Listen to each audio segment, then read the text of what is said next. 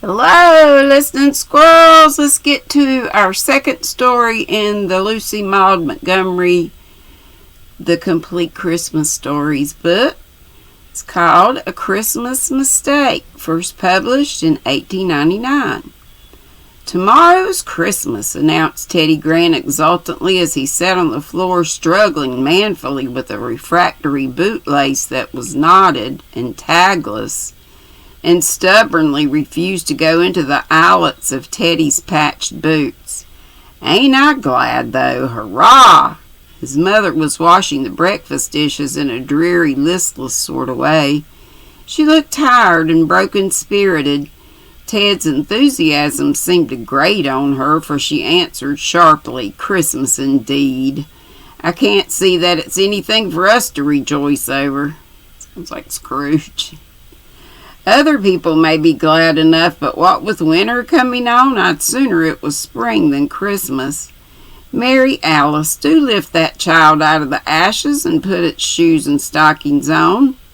Everything seems to be at 6s and 7s here this morning." Ever heard that before?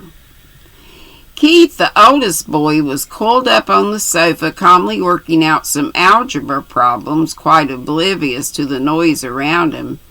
But he looked up from his slate with his pencil suspended above an obstinate equation to declaim with a flourish. "Christmas comes but once a year, and then Mother wishes it wasn't here."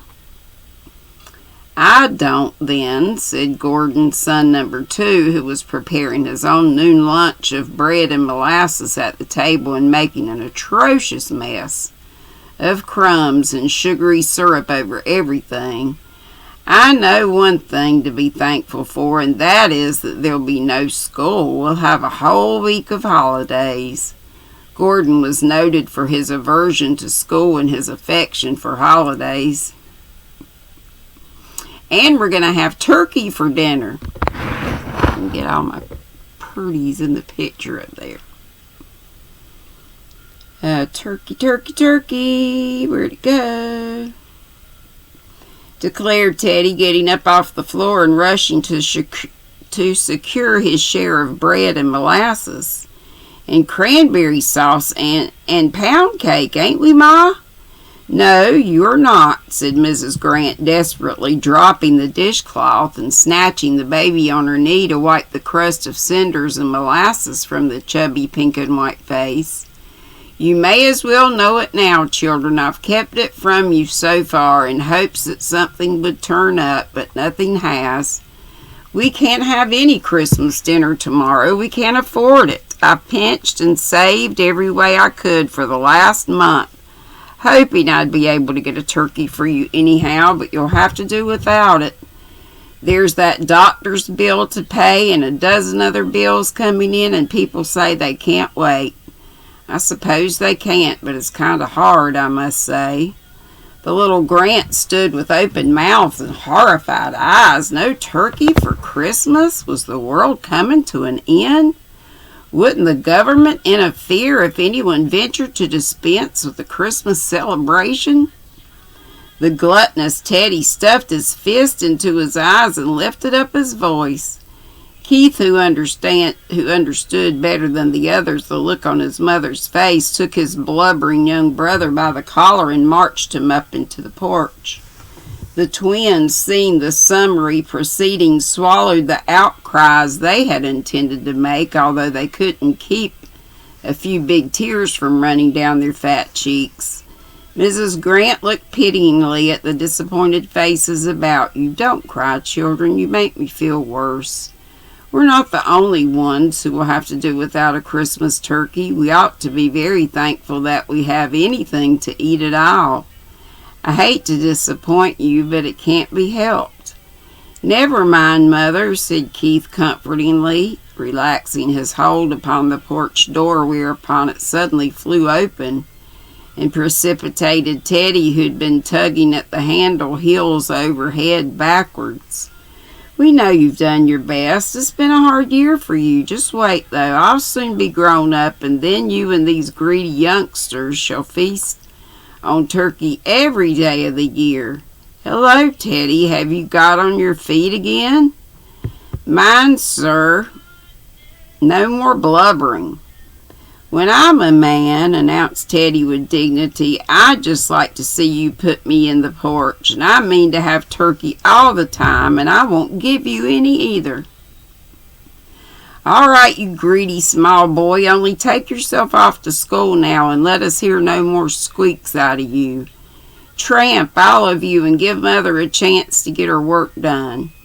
Mrs. Grant got up and fell to work at her dishes with a brighter face. Well, we mustn't give in. Perhaps things will be better after a while. I'll make a famous bread pudding, and you can boil some molasses taffy, and ask those little Simpsons next door to help you pull it. They won't whine for turkey, I'll be bound. I don't suppose they've ever tasted such a thing in all their lives.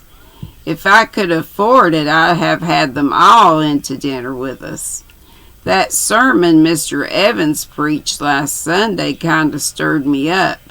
He said we ought always to try and share our Christmas joy with some poor souls who had never learned the meaning of the word. I can't do as much as I'd like to. It was different when your father was alive.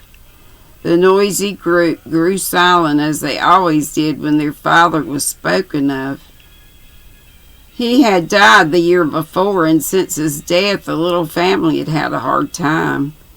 Keith, to hide his feelings, began to hector the rest.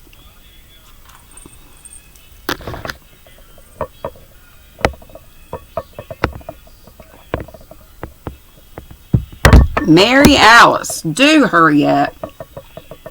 Here, you twin nuisances, get off to school. If you don't, you'll be late, and the master will give you a whipping. He won't, answered the irrepressible Teddy. He never whips us. He doesn't. He stands us on the floor sometimes, though, he added, remembering the many times his own chubby legs had been seen to better advantage on the school platform. That man, said Mrs. Grant, alluding to the teacher, makes me nervous. He's the most abstracted creature I ever saw in my life. It's a wonder to me he doesn't walk straight into the river some day. You'll meet him meandering along the street, gazing into vacancy, and he'll never see you nor hear a word you say half the time. Yesterday, said Gordon, chuckling over the remembrance, he came in with a big piece of paper he'd picked up on the entry floor in one hand and his hat in the other, and he stuffed his hat into the coal scuttle and hung up the paper on a nail as grave as you please. Never knew the difference till Ned Slocum went and told him. He's always doing things like that. So what am I do? Keith had collected his books and now marched his brothers and sisters off to school. Left alone with the baby, Mrs. Grant betook herself to work with a heavy heart. But a second interruption broke the progress of her dishwashing.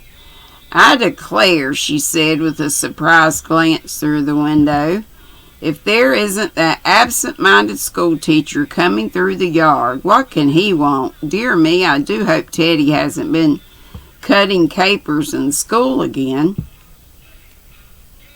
For the teacher's last call had been in October and had been occasioned by the fact that the irrepressible Teddy would persist in going to school with his pockets filled with live crickets and in driving them harnessed to strings up and down the aisle when the teacher's back was turned. All mild methods of punishment having failed, the teacher had called to talk it over with Mrs. Grant, with the happy result that Teddy's behavior had improved, in the matter of crickets at least. But it was about time for another outbreak. Teddy had been unnaturally good for too long a time. Poor Mrs. Grant feared that it was the calm before a storm, and it was with nervous haste that she went to the door and greeted the young teacher. He was a slight, pale, boyish-looking fellow, with an abstracted, musing look in his large dark eyes. Mrs. Grant noticed with amusement that he wore a white straw hat in spite of the season. His eyes were directed to her face with his unusual, unseeing gaze, just as though he was looking through me at something 1,000 miles away, said Miss Grant afterwards. I believe he was, too. His body was right there on the step before me, but where his soul was is more than you and I or anybody can tell.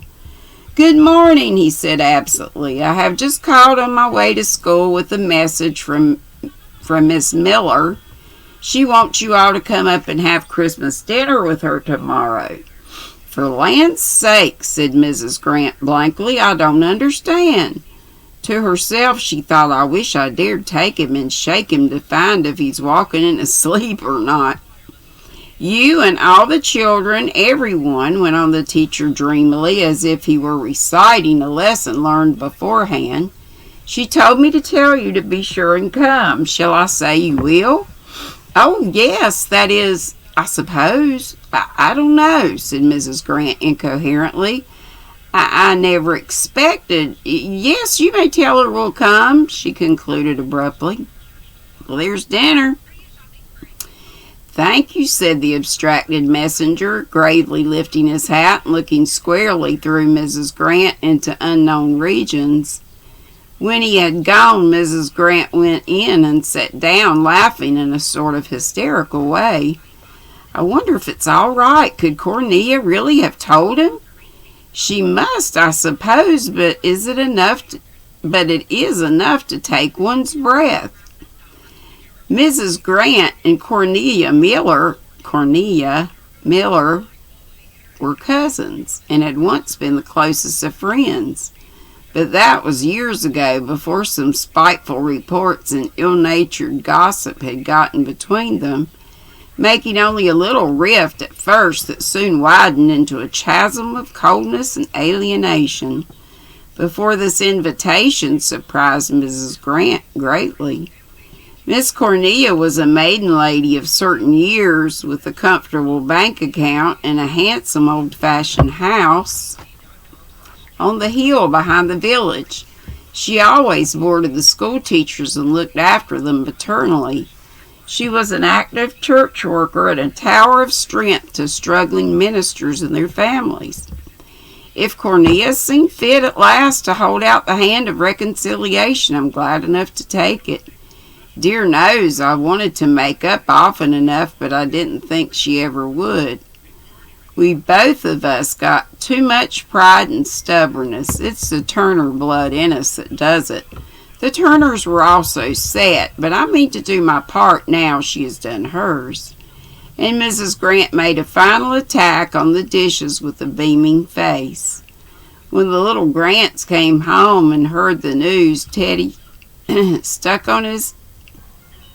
stood on his head to express his delight. The twins kissed each other, and Mary Allison Gordon danced around the kitchen. Keith thought himself too big to betray any joy over a Christmas dinner, but he whistled while doing the chores until the bear welkin and the yard rang, and Teddy, in spite of unheard of misdemeanors, was not collared off into the porch once. When the young teacher got home from school that evening, he found the yellow house full of all sorts of delectable odors. Miss Cornelia herself was concocting mince pies after the famous family recipes. Never had mince or mince meats. I don't know what that's like. Mince pies after the famous family holiday, while her ancient and faithful handmaiden Hannah was straining into molds the cranberry jelly. The open pantry door revealed a tempting array of Christmas delicacies. "Did you call and invite the Smithtons up to dinner, as I told you?" asked Miss Cornelia anxiously. "Yes," was the dreamy response as he glided through the kitchen and vanished into the hall. Miss Cornelia crimped the edges of her pies delicately with a relieved air. "I made certain he'd forget it," she said. You just have to watch him as if he were a mere child. Didn't I catch him yesterday, starting off to school in his carpet slippers? And in spite of me, he got away today in that ridiculous summer hat. You'd better set that jelly in the out pantry to cool, Hannah. It looks good. We'll give those poor little Simpsons a feast for once in their lives if they never get another. At this juncture, the hall door flew open and Mrs. Palmer appeared on the threshold. Mr.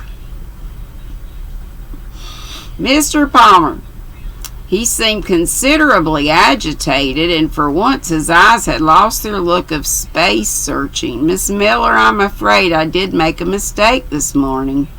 It has just dawned on me. I'm almost sure that I called at Mrs. Grant's and invited her and her family instead of the Smithsons, and she said they would come. Miss Cornelia's face was a study. Mr. Palmer, she said, flourishing her crimping fork tragically, do you mean to say you went and invited Linda Grant here tomorrow? Linda Grant, of all the women in this world? I did, said the teacher with a penitent wretchedness. It was very careless of me. I'm very sorry. What can I do? I'll go down and tell them I made a mistake if you like.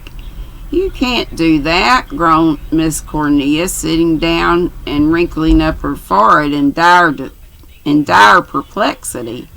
It would never do in the world. For pity's sake, let me think for a minute.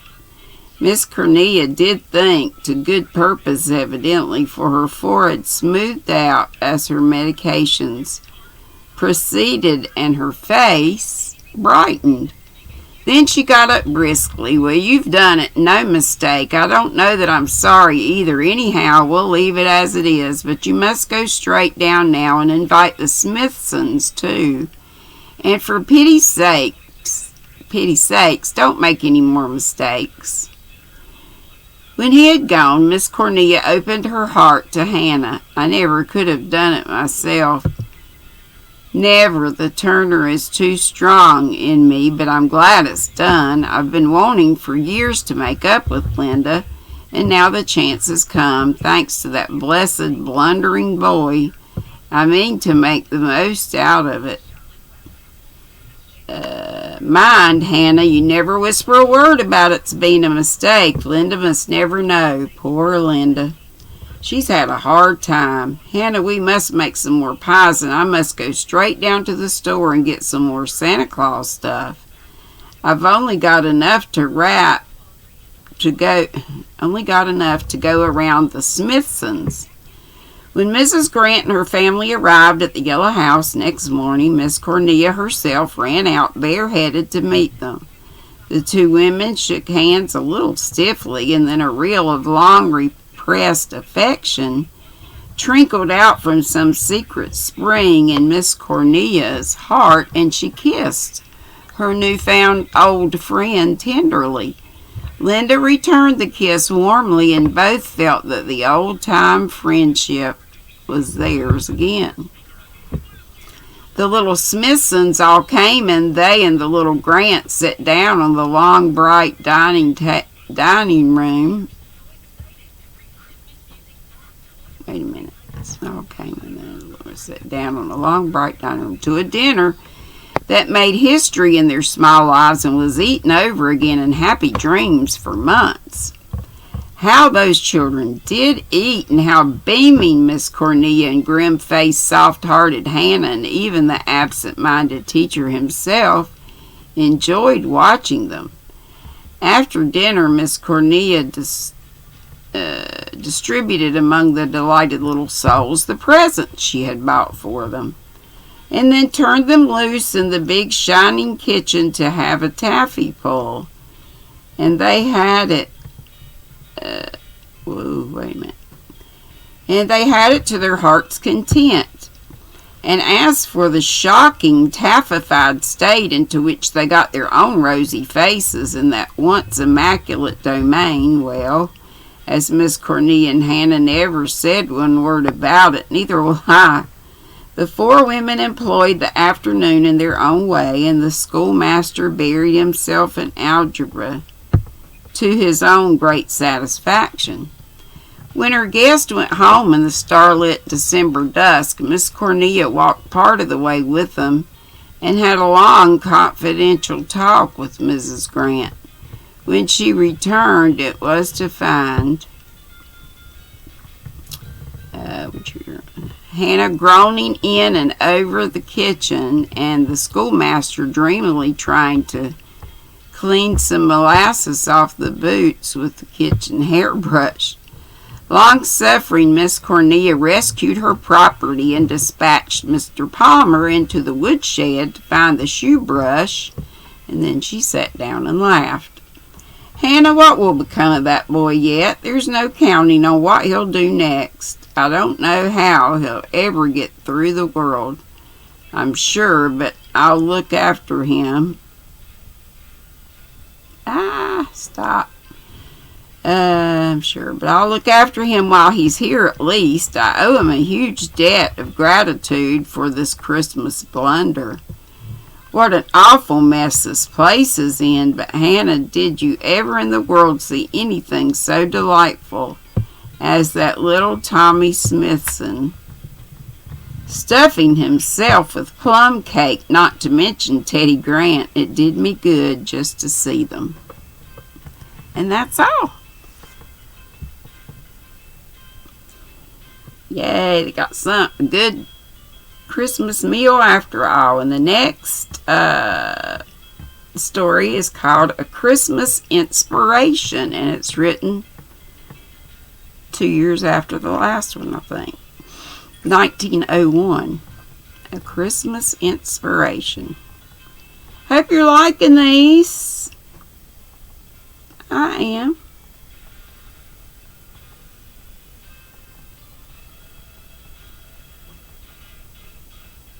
Yeah, 1899, Christmas mistake. Alrighty, well,